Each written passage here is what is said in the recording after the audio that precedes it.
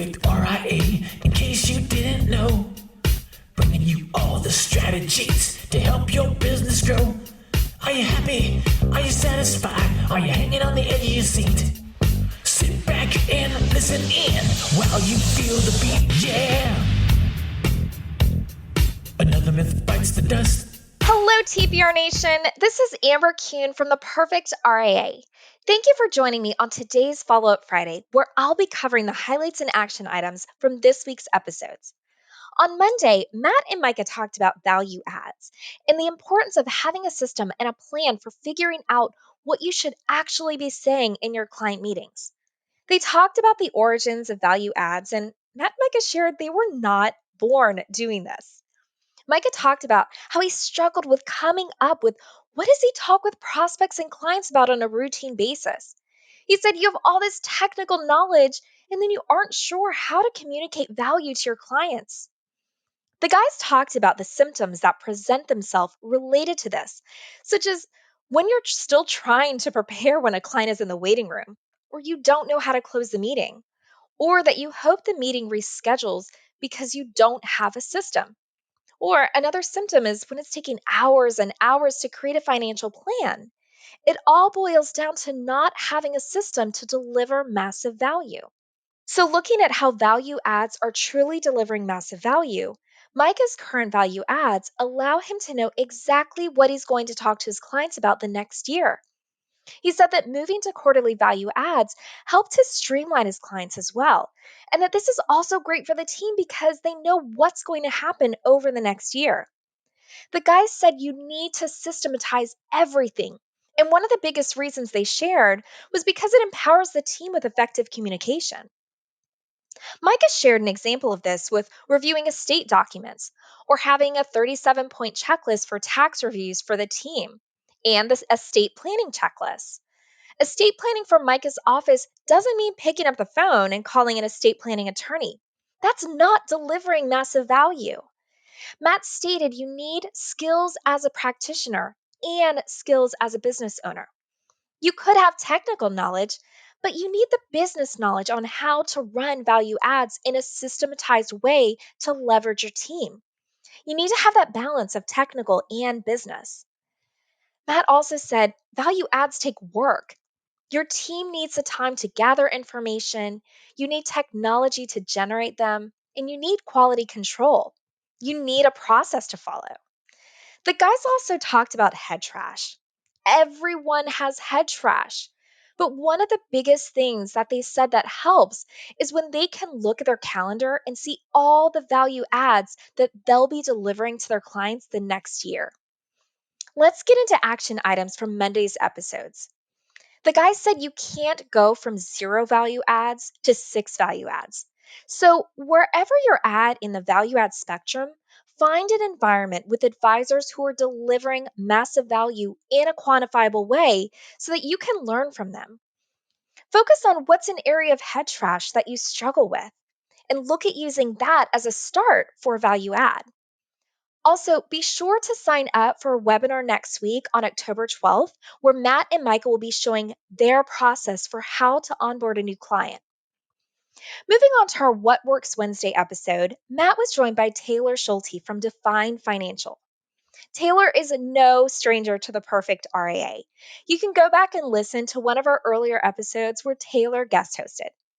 Matt and Taylor talked about unplugging from the office, and while it's great to take a vacation and time out of the office, that this is another area of your life you definitely want to be intentional about. Taylor said when he unplugged, he went in with zero expectations. He just knew that he would be electronic free, and he realized that he should have been more intentional than just being somewhere else for 30 days. Matt said you need to figure out what does success look like when you're taking time out of the office. And for Taylor, success for him was just to actually do this and unplug and spend dedicated time with his family. Taylor shared some advice for advisors who feel that there's no way to take this time off. He said that sometimes you just have to do it, that you could be so paralyzed by the analysis to try to craft the perfect trip. It's easy to try to perfect things and then you just end up not doing it. He said you need to hold your nose and jump. He also said, make sure that you're communicating with your team ahead of time, learning what their needs are, and you can fear set with your team on what could potentially happen while you're out of the office. He also said to remember that it is possible to unplug and take this time away. It seems impossible until you actually do it.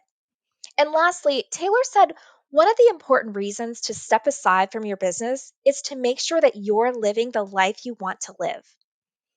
Moving on to Thursday's Worlds to Conquer recap and action items, Jamie talked about onboarding brand new clients and working with prospects and really setting expectations from the start, as well as the important role that your relationship managers play in this. Jamie said when it comes to prospects and onboarding new clients, that it's important to have a tried and true process. When Jamie meets someone who's interested in financial planning with her, she establishes from the beginning that she doesn't set her own appointments. And she does not give out her cell phone. Even for email, her assistant goes through her inbox, but if Jamie gets in there, she'll respond with their dedicated client email address instead of from her own work email. This was another reminder that email is not instant communication. You want to set that expectation from the start that the prospect or client needs to go through the team. Jamie also talked about the surge schedule in the Shalansky office and how during surge, a prospect can't just get in right away. It could be up to 6 months before someone can get in to talk to a financial advisor. She said it can be intimidating to tell a prospect this because it takes work to get those prospects in the first place. But she said if you're following a surge schedule, make sure you have good rules of success for when you're going to meet with prospects and don't make those exceptions. Jamie said, what you start in the beginning will last until the end. The relationship managers handle the scheduling in our office, and she teaches them to set expectations with that prospect because not only will they be told that it will be some time before they can see someone, but also that the prospect will be charged for that meeting. Jamie works with her relationship managers on a script regarding that initial fee, and Jamie added that by charging that fee, they've eliminated the people who don't want to pay for services. Jamie talked about how important it is to set up your team with financial planning because it allows them to go through the same process as everyone else and provides them with the experience that they can then discuss with clients as well. This helps deliver massive value because when a client has questions, they then have that experience and understanding to talk through with the client. Let's go over some of Jamie's action items from this week's episode. She said to think about your leads and how are people coming to you and how are you going to elevate that experience. If your leads are coming from referrals, what's your referral process? Are you charging for prospect appointments or are you considering charging? And do you have head trash about this? Evaluate if that model makes sense for you. Have your employees do financial planning with you or someone in your office. If you're starting Surge, you need to have a lot of calendaring rules and processes in place. Sit down with your team and make sure everyone is harmonized. If you're in an enterprise office, have Surge for everyone at the same time. This really helps your team focus. If clients or prospects aren't able to get on your calendar, think about what constitutes an emergency and how is your team empowered to help them? And how can you stop breaking the process? Set it up so that you don't set anything on your calendar. And lastly, sit down with your relationship managers and go through any head trash that they're having. That wraps up this week's recap and action items. One more reminder. If you haven't signed up for next week's Nation Power session, head to theperfectra.com and get signed up today. Because of the numerous requests that we received, next week's session on October 12th will focus on how to onboard a new client. This webinar is open to anyone, and this is your opportunity to learn from Matt and Michael live and see the process they use in their own offices. Thank you so much for joining me on today's Follow Up Friday. Be sure to give us 5 stars wherever you're enjoying this podcast. And of course, share this or any of our episodes with another advisor who you think might benefit from listening. And until next time, happy planning. Hold on before we go.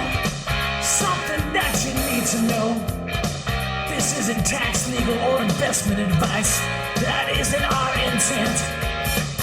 Information designed to change lives. insurance. Financial planning can make you thrive. Start today, don't think twice. Be a better husband, father, mother, and wife.